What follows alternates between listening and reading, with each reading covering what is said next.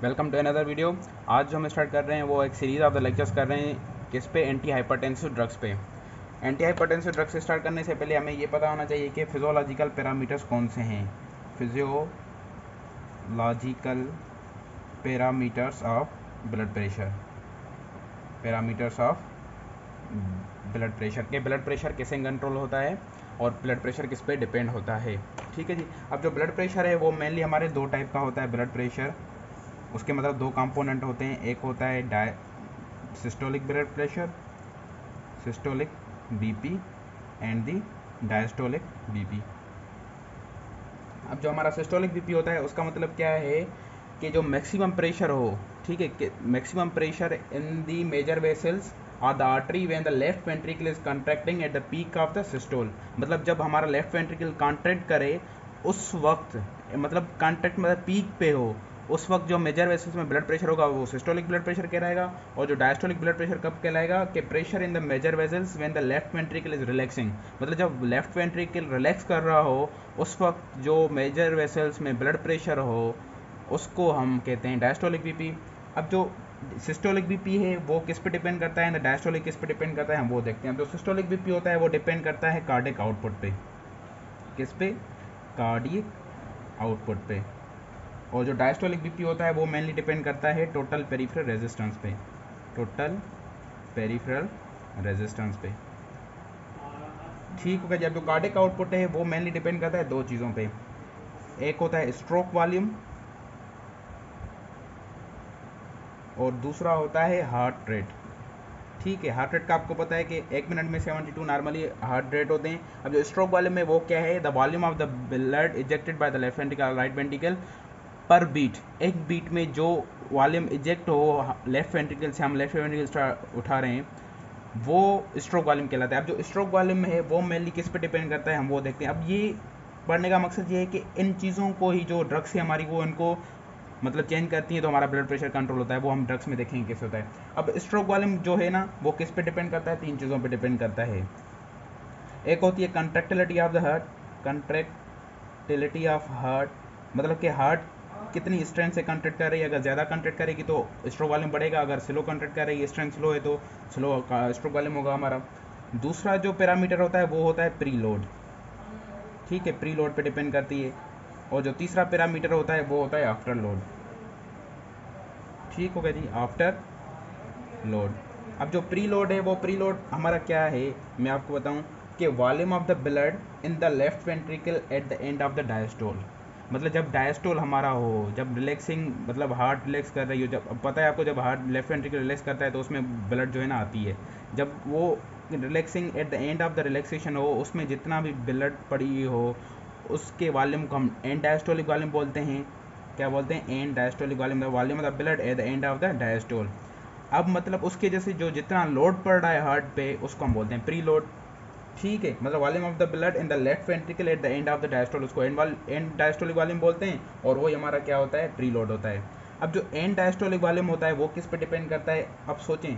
एक तो डिपेंड करता है कि विनो मोटर टोन कितना है। लेट सपोज हमारा जो वेन्स हैं वो उनमें टोन ज़्यादा है, वो ज़्यादा कंट्रैक्ट करेंगी तो ब्लड पुलिंग ऊपर ज़्यादा होगी, राइट वेंट्रिकल में, राइट एट्रियम में ज़्यादा आएगी ब्लड, फिर राइट वेंट्रिकल में ज़्यादा आएगी, फिर उधर से पल्मोनरी सर्कुलेशन होके राइट लेफ्ट एट्रियम में ज़्यादा आएगी, फिर हमारी जो है लेफ्ट वेंट्रिकल में ब्लड ज़्यादा आएगी। तो मतलब क्या होगा कि जैसे मतलब विनो कंस्ट्रक्शन होगी तो ब्लड ज़्यादा आएगी, विनो डायलेशन होगी तो ब्लड कम आएगी।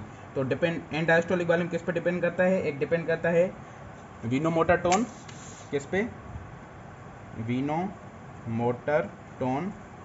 ठीक हो गया जी। और दूसरा किस पे डिपेंड करता है, टोटल ब्लड वॉल्यूम। अब जितना ब्लड ज़्यादा होगा उतनी ज़्यादा होगी total blood volume.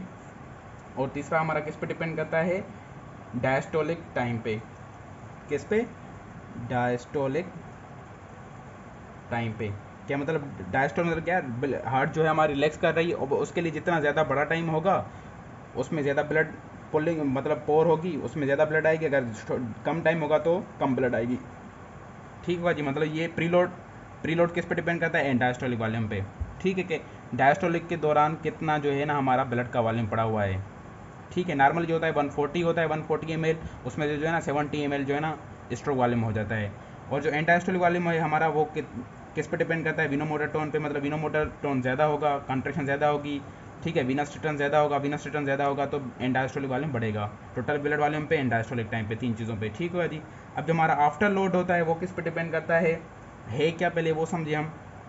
After load है कि load against which the left ventricle pump, ठीक है, मतलब अब देखें ना, एक तो मतलब जिस पे काम कर रही है हार्ट, एक वो वाले में जिस पे हार्ट काम करेगी, जिस पे कंट्रैक्ट करेगी, ब्लड बाहर आएगी, एक वो लोड है क्योंकि हमारी आर्टरीज में भी तो ब्लड पड़ी है ना, जो हमारी जो हार्ट है वो आयोटा में निकालेगी ब्लड, आयोटा में भी तो ब्लड पड़ी है, तो उसमें भी प्रेशर होगा, उसका भी लोड होगा, तो against which the heart works that call the after load, ठीक है। और जो वो आफ्टर लोड होगा वो किस पे डिपेंड करता है, टोटल पेरिफेरल रेजिस्टेंस पे। अगर टोटल पेरिफेरल रेजिस्टेंस ज़्यादा होगी तो ब्लड को, मतलब हार्ट को ज़्यादा प्रेशर लगाना पड़ेगा, ज़्यादा वर्क करना पड़ेगा कि उसके अगेंस्ट भेजे, ब्लड को पंप करे, तो मतलब ये किस पे डिपेंड करता है, टोटल पेरिफेरल रेजिस्टेंस पे आफ्टर लोड डिपेंड करता है, ठीक हो गया जी।